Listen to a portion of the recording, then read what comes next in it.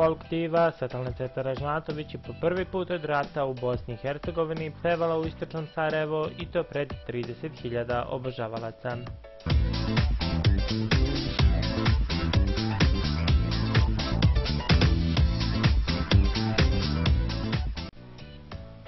Folk diva Ceca je po prvi put od rata u Bosni i Hercegovini pevala u istočnom Sarajevu i to pred 30.000 obožavalaca. Ceo koncert protekao je bez incidenata, budući da je policija od ranih jutarnjih sati sa psima tragačima pretraživala stadion Slavija zbog najave ekstremista da će sabotirati koncert. Svetlana je tročasovni koncert otvorila pesmom Ne valjala, nakon koje su sledili njeni mnogobrojni hitovi. Na samom kraju, folk diva je čak 4 puta izašla na bis, otpevavši pesme Beograd, Volim te, Tražio si sve i Ime i prezime.